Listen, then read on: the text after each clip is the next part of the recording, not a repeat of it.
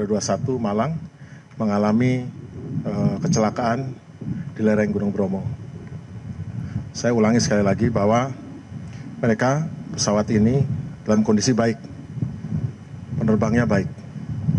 Ini dilakukan flight dari 4 pesawat dengan 8 orang kru di dalamnya.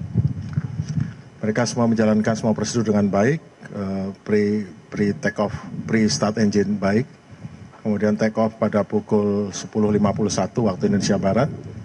Pada pukul 11.18 mereka mengalami lost contact yang terjadi, faktanya itu. Saya bisa jelaskan bahwa mereka terbang formasi, take off satu persatu, setelah naik ke atas mereka bergabung menjadi satu kesatuan pesawat yang formasi. Formasi itu dekat sekali.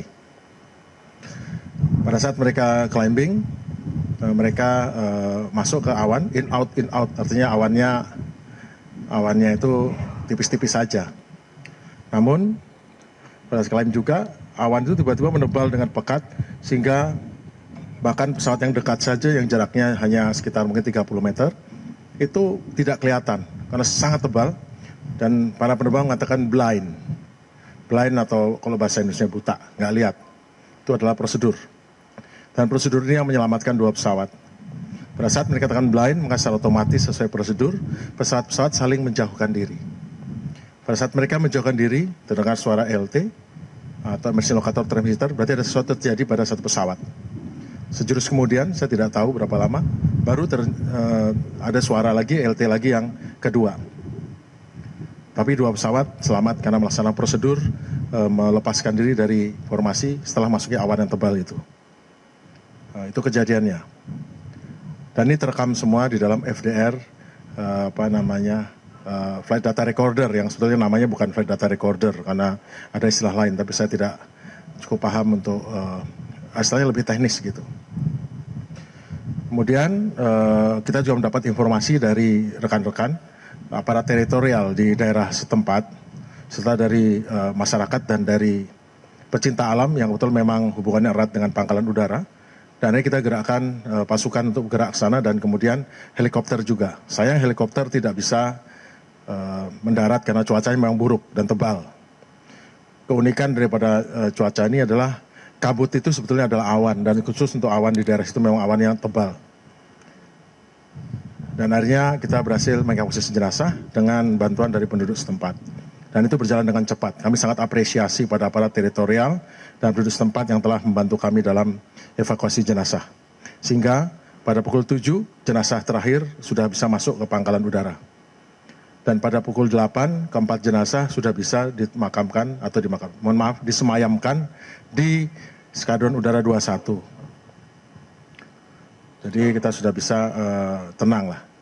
Mengenai pesawatnya sendiri, tadi pagi tim dari Puslaik Lambangja, Pusat Kelaikan dan Keselamatan Terbang Kerja TNI Angkatan Udara, bersama dengan tim dari Skatek atau Skadron Teknik di Lanut Abdurrahman Saleh telah berhasil mencapai kedua pesawat yang mengalami kecelakaan, dan mereka telah mendapatkan beberapa data serta berhasil merekam informasi dan mencatat apa-apa yang terjadi di sana, dan kemudian direkam untuk selanjutnya mengenai bangkai pesawat yang nanti akan direncanakan dibawa ke ini, tapi namun itu belakangan. Sementara yang penting adalah mengamankan informasi mengenai kecelakaan. Perlu kami sampaikan bahwa data dari flight data recorder, khususnya flight data recorder sudah ada berada di Lanut Abdurrahman Saleh. Mudah-mudahan bisa kita baca untuk bisa memberi penjelasan lebih lanjut apa yang terjadi pada penerbangan ini. Yang penting bagaimana kita merubah prosedur atau menambah prosedur. Bahwa ternyata prosedur sudah benar. Prosedur mengenai masuk ke dalam blind atau situasi di mana tidak bisa melihat karena cuaca sangat pekat, itu ternyata menyelamatkan 2 pesawat lainnya. Akhirnya mungkin kita bisa menambah prosedur baru sehingga kalau ada kejadian semacam ini bisa 4-4-nya selamat. Jadi tujuan daripada investigasi adalah memperbaiki prosedur, menambah prosedur, atau mengurangi hal-hal yang ini. Tujuannya untuk keselamatan penerbangan dan keselamatan misi. Mengenai pemakaman, tadi sudah dilaksanakan pemakaman di Taman Makam Pahlawan Untung Suropati Malang untuk 3 jenazah, dan di Taman Makam Pahlawan Madiun untuk 1 jenazah. 3 jenazah yang dimakamkan di Taman Makam Pahlawan Untung Suropati adalah Marskal Pertama TNI Anumerta Subhan, Marskal Pertama TNI Anumerta Widiono, dan Kolonel Penerbang Anumerta Sandra Gunawan. Semua mendapat kenaikan pangkat luar biasa dari pemerintah atas jasa-jasa yang melebihi tuntutan tugas. Kemudian di Taman Pahlawan di Madiun dimakamkan Letnan Kolonel Penerbang Anumerta Yuda Seta. Dimakamkan di Madiun karena memang keluarganya menghendaki. Pemakaman berjalan dengan aman dan lancar serta hikmat. Untuk inspektur upacara di pemakaman di Malang adalah Pangkops 2, Pangkopsud 2. Kemudian untuk inspektur upacara di Taman Makam Pahlawan Madiun adalah Komandan Pangkalan Udara Iswahyudi. Selanjutnya kami akan tetap melanjutkan untuk melakukan penyelidikan mengenai kapan dan bagaimana nanti selanjutnya kami akan sampaikan berikutnya. Karena ini investigasi baru hari pertama, nanti akan ada pemberitahuan selanjutnya mengenai bagaimana hasil investigasi sebagai data awal daripada kecelakaan ini. Terima kasih, mungkin ada pertanyaan bisa saya jawab. Oke, silakan Mbak. Terima kasih Pak. Sebelumnya turut berduka cita atas gugurnya prajurit Angkatan Udara. Yang pertama pertanyaannya, apakah kesulitannya itu seperti apa sih Pak untuk mungkin ya investigasi, karena ini di medan yang lumayan tinggi, apakah ada alutsista yang dikerahkan secara khusus gitu Pak, dan berapa personel yang terlibat dalam tim investigasi ini. Dan yang kedua, apakah selanjutnya untuk latihan-latihan dari Angkatan Udara, terutama untuk latihan formasi, apakah ada semacam pengereman atau mungkin penundaan sementara waktu atau bagaimana? Dan yang ketiga, apakah untuk unit-unit Super Tucano lainnya yang dimiliki oleh Angkatan Udara juga akan di-grounded terlebih dahulu atau tetap operasional seperti biasa? Terima kasih. Terima kasih, pertanyaannya cukup baik dan cukup dalam. Mengenai timnya ada dua. Saya lihat sendiri bahwa timnya terdiri dari tim inti dari Puslek Lambangja, Pusat Kelaikan dan Keselamatan Terbang Kerja Angkatan Udara, didampingi oleh tim dari Skadron Teknik dan dari Depo Teknik. Selanjutnya juga didampingi oleh dari Komando Pasukan Gerak Cepat. Itu dua tim. Jumlahnya sekitar masing-masing 10 saya lihat. Namun lebih besar lagi karena pendampingnya banyak untuk ngangkut-ngangkut ya. Kemudian yang kedua, pertanyaan mengenai latihan formasi. Latihan formasi itu adalah bagian daripada sandang pangan kami sebagai penerbang militer. Jadi latihan formasi ya tetap harus dilatih, tidak akan ada pengurangan latihan. Bahkan mungkin kita akan lebih banyak mendalami atau memberikan pelatihan mengenai formasi. Mohon maaf. Untuk formasi sendiri itu adalah hal yang memang harus wajib diketahui. Sejak dari latih dasar, kami para penerbang Angkatan Udara memang sudah dilatih untuk formasi. Jadi tanpa itu ya mungkin ya tidak bisa melaksanakan tugas. Mohon maaf, kita tunggu sebentar.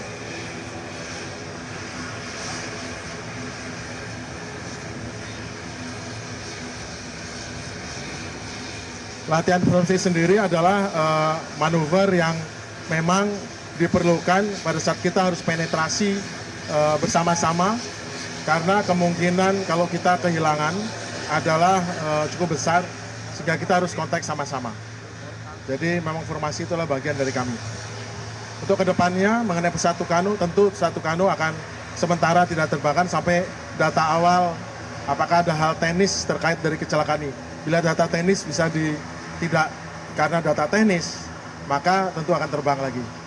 Super Tucano adalah salah satu daripada pesawat Angkatan Udara yang tingkat kesiapannya sangat tinggi. Pesawat ini cukup baik dirawat dan cukup cadangnya cukup bagus sehingga tidak ada masalah dengan pesawat Super Tucano. Pesawat ini sangat handal, sangat mumpuni dan andalan kita dalam banyak misi. Kan ada lagi yang bertanya? Silakan Mas. Bapak izin, silakan. Saya Iwan dari CNN. Pak, kalau melihat dari kronologi yang pernah Bapak sebutkan, kalau pernah melihat kronologi yang tadi Bapak sebutkan juga dan kemarin juga disebutkan, itu ada pesawat formasi kemudian masuk ke awan dan kemudian pesawat jatuh. Apakah ada kemungkinan, ini dugaan awal aja, apakah ada kemungkinan dua pesawat itu bertabrakan di udara baru kemudian terjatuh? Itu aja Pak. Terima kasih. Saya tidak berani menjawab mengenai soal tabrakan ya, tapi menurut pengamatan saya kalau dua LET-nya itu menyala dengan waktu yang tidak bersamaan, artinya kemungkinan besar itu tidak tabrakan. Kalau tabrakan mesti kan ada ribut di udara kan, karena masih ada waktu untuk sampai menghantam bawah, tapi ini tidak ada. Jadi, tapi saya tidak bisa ngambil kesimpulan dengan pasti karena kita lihat aja, karena flight data recorder yang 2 kan belum didapat, masih belum bisa dibuka, masih. Izin Pak, Gita Pak dari Tribun News. Mau tanya Pak, terkait dengan proses investigasi ini, apa rencananya juga TNI Angkatan Udara menggandeng pihak eksternal gitu Pak, terkait proses investigasi itu? Misalnya KNKT. Untuk investigasi gitu. saat ini kami sudah bisa melaksanakan sendiri.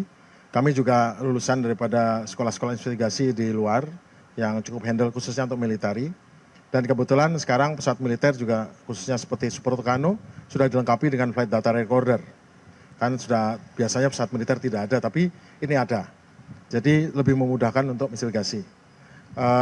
Tentu kita akan gunakan bantuan luar bila kita kesulitan untuk mengungkap, tetapi mestinya kami sementara masih bisa untuk melaksanakan investigasi sendiri. Karena kita juga memiliki ahli-ahlinya, tentunya kita akan berupaya sendiri dulu, baru setelah itu kita minta bantuan dari luar. Terima kasih. Ini Pak, kemudian Pak soal proses investigasi itu kan ini banyak beredar video-video yang sebelum kejadian itu Pak, yang di masyarakat. Apakah itu nanti juga menjadi bagian dari investigasi Pak? Maksudnya Video-video yang video beredar di media sosial itu Pak? Video formasi yang masuk ke awan, terus... Oh ya, itu itu juga akan bagian dari jadi ini. investigasi. Kan memang pertama kali masuk formasi itu kan in and out ya, nggak tebel gitu ya. Kan gara-gara dimulai pada saat tiba-tiba masuknya di tebel sekali yang buat mereka harus tidak bisa mempertahankan formasi dan secara prosedural memang harus keluar. Pak, izin Heru dari Radio El Sinta. Terkait dengan 4 TNI AU yang gugur ini, apakah mereka sudah berkeluarga semua atau setelah mereka ditinggalkan oleh para yang gugur ini, apakah ada apresiasi untuk keluarga dari pihak TNI AU? Terima kasih. Tentu kami Angkatan Udara seperti halnya Angkatan lain di TNI sangat menghargai para personilnya yang telah bekerja atau berjuang sampai pengorbanan melebihi batas yang harusnya diberikan. Kami akan sangat memperhatikan para keluarga, kami akan bantu semaksimal mungkin sesuai dengan kemampuan TNI Angkatan Udara.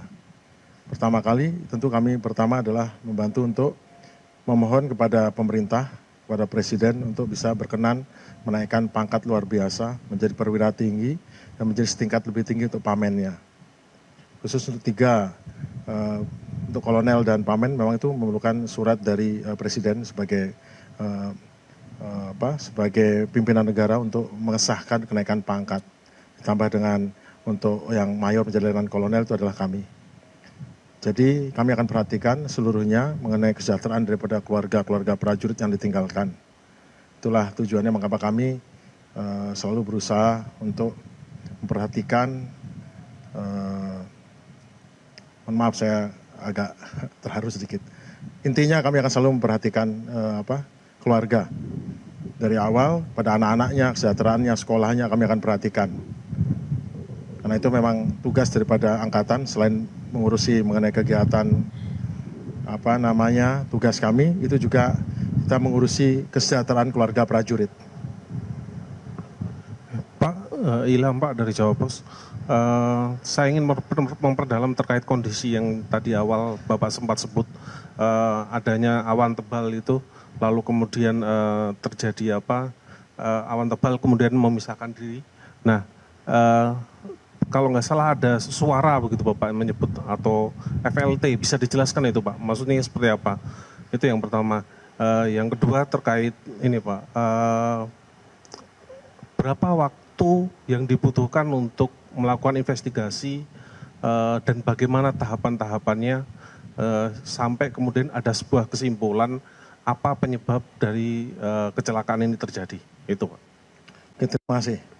Emergency locator transmitter adalah suatu alat otomatis yang akan menyala bila pesawat tiba-tiba mengalami sesuatu sehingga dia tidak berfungsi.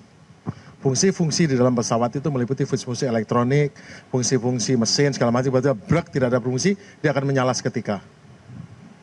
Dan tujuannya memang untuk memberikan informasi kepada pencari atau kepada pihak-pihak yang bertanggung jawab untuk pencarian dan pertolongan untuk tahu lokasinya di mana. Itu emergency locator transmitter yang akan membroadcast ping ataupun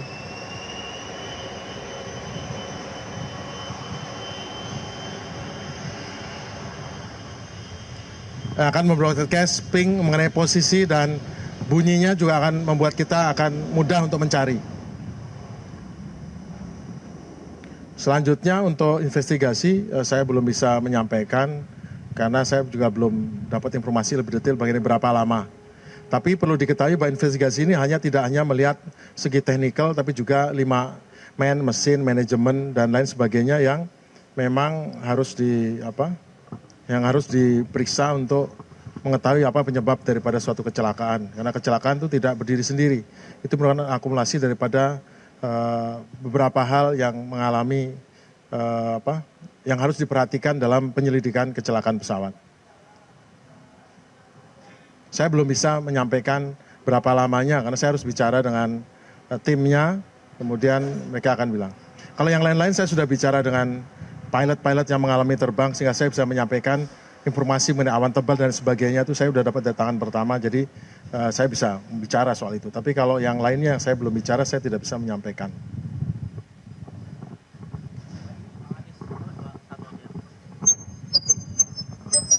Izin Pak Kadis, saya Nirmala dari Kompas. Satu pertanyaan aja Pak Kadis, ini terkait 2 pesawat yang jatuh. Itu untuk masa pakainya sebenarnya berapa tahun lagi, kemudian terakhir kali dilakukan modernisasi atau suku cadang itu kapan, atau belum pernah dilakukan modernisasi, gitu aja sih Pak Kadis. Terima kasih. Masa pakai pesawat itu adalah dengan waktu jam terbang, masa umur rangka pesawat, biasanya rangka ya, body frame, kemudian masa dalam hitungan tahun. Banyak pesawat yang belum sampai masa pakai bodinya, tapi sudah lewat masa tahunnya. Setiap pesawat berbeda-beda, tapi biasanya pesawat modern umurnya adalah 30 tahun masa pakai biasanya. Saya akan tanya juga mengenai Super Tucano berapa, saya belum tahu, tapi seperti pesawat-pesawat yang kita lihat di belakang itu rata-rata 30 tahun. Untuk 30 tahun dia harus direfurbish, diperkuat lagi rangkanya. Atau kalau dia meskipun belum 30 tahun sudah melewati umur jam tertentu, seperti contohnya pesawat F-16 dia 8.000 jam, sebelum mencapai 8.000 jam dia harus di-extend ditambah 4.000 jam. Nah itu juga cara. Untuk Super Tucano saya mohon maaf saya belum bertanya, tetapi dengan umurnya yang baru 8-9 tahun, pesawat-pesawat ini masih sangat muda bodinya, airframe-nya, dan masih sangat muda umur daripada peralatan lainnya. Karena memang ternyata setelah saya tanya, pesawatnya ini masih berjalan sempurna seperti layaknya pesawat yang baru, tidak ada penurunan kemampuan dari pesawat ini sampai saat ini di skadron. Saya sudah bertanya pada pilotnya dan menyatakan tidak ada satupun penurunan yang signifikan daripada kemampuan pesawat dalam dioperasikan. Terakhir ya. Terima kasih Kadis, saya Yuni dari Bisnis Metro. Pertanyaan saya, di antara personel yang ikut serta dalam terbang latih formasi itu, ada personel yang bukan memang penerbang tempur. Nah, keberadaan beliau itu di dalam latih terbang itu bisa dijelaskan apa?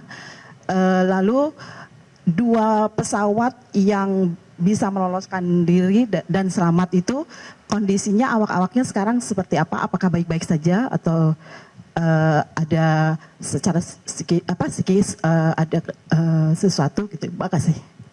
Pertama, dalam latihan pesawat angkatan udara, baik pesawat transport, pesawat helikopter itu dibedakan. Transport itu seperti pesawat yang kita lihat di belakang, seperti Cessna, Hercules.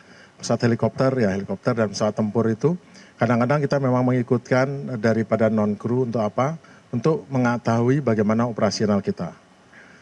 Anggota angkatan udara lainnya selain kru adalah pendukung kita.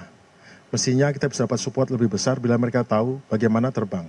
Dan latihan-latihan sederhana yang tidak terlalu berbahaya seperti formasi atau latihan yang tidak combat gitu, itulah tempat yang baik untuk bagaimana mengajak teman-teman kita sebagai supporting untuk ikut terbang, bisa untuk mendukung, dukungannya lebih kuat. Dan dia bisa cerita bagaimana terbang itu. Nah kebetulan di sini ada Kolonel Widiono yang sekarang jadi Marsma. Ya memang dia bagian daripada teman-teman yang diajak untuk ikut untuk bisa ini loh rasanya terbang dengan pesawat tempur. Karena memang aslinya latihan ini tidak berbahaya.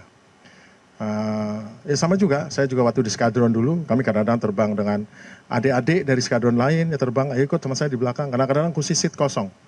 Untuk pesawat tandem itu sebaiknya memang diisi dengan sehingga yang lain punya bayangan mengenai bagaimana terbang, bagaimana pesawat tempur itu berfungsi. Tentu memberikan kebanggaan lebih pada mereka, dan itu adalah bagus-bagus, baik-baik saja.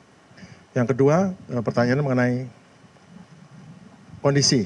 Saya sudah bicara dengan keempat kru yang lain, bertemu bicara dan tidak ada masalah secara fisik, mereka baik-baik saja dan bisa menceritakan dengan baik apa sebetulnya yang terjadi dan ceritanya sama persis dengan apa yang saya ceritakan tadi. Tidak lebih dan tidak kurang. Sehingga terbuka dan mereka sehat baik-baik. Ya, tapi saya tidak tahu kalau ini, tapi yang jelas sedih. Dan sedih itu kan normal ya. Namun tentu mereka juga akan perlu pendampingan juga untuk selanjutnya dalam misi.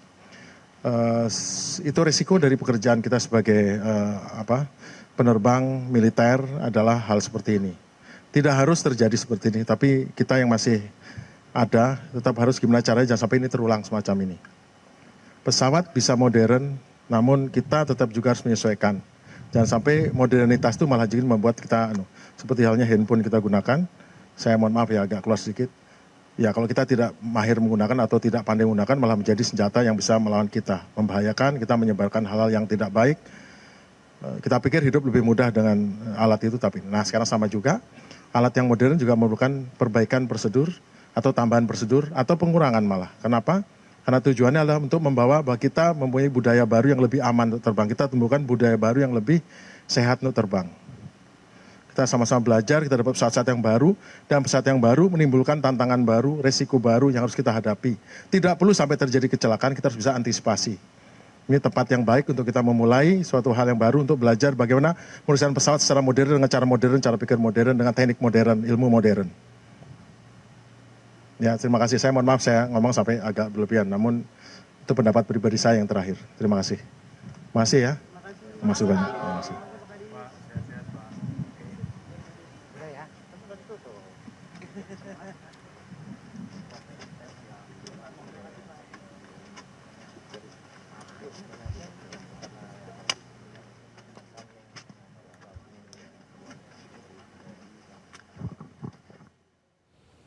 Pemirsa, Anda menyaksikan Breaking News Metro TV bersama saya Maria Lizia Hasni. Baru saja kita dengarkan konferensi pers dari Kadispen TNI AU Marsma TNI R. Agung Sasongko Jati yang mengatakan bagaimana kronologis dan juga penyebab mengenai kecelakaan dua pesawat Super Tucano yang kemarin terjatuh di Desa Keduwung, Kabupaten Pasuruan, Jawa Timur. Jadi awalnya memang pada pukul 10.51 pesawat ini lepas landas dari Lanut Abdul Rahman Saleh Malang. Kemudian sekitar pukul 11.18 ini hilang kontak. Dan pesawat ini sedang melakukan latihan formasi rutin. Sebenarnya ada 4 pesawat Super Tucano yang saat itu melakukan latihan formasi rutin. Hanya saja 2 pesawat mengalami gangguan yang tadi diutarakan ya. Gangguannya itu adalah karena 2 pesawat terperangkap di awan yang tebal sehingga terjadi blind spot atau tidak bisa melihat. Nah itu adalah merupakan penyebab utama 2 pesawat yang kecelakaan. Itu masih diduga karena itu didapatkan pemirsa dari Flight Data Recorder atau FDR yang ada di 2 pesawat Super Tucano yang sudah berhasil dengan selamat kembali ke Lanut Abdul Rahman Saleh Malang. Untuk 2 flight data recorder yang lain ini masih belum bisa dibuka sehingga masih perlu penyelidikan atau pendalaman lebih lanjut terkait dengan penyebab kecelakaan 2 pesawat yang terjatuh di Desa Keduwung, Kecamatan Puspo, Kabupaten Pasuruan, Jawa Timur. Dan tadi juga sudah dikatakan bahwasannya pesawat Super Tucano untuk sementara tidak akan diterbangkan terlebih dahulu karena masih menunggu penyelidikan dan proses-proses pendalaman lebih lanjut. Jelajahi cara baru mendapatkan informasi. Download Metro TV Extend sekarang.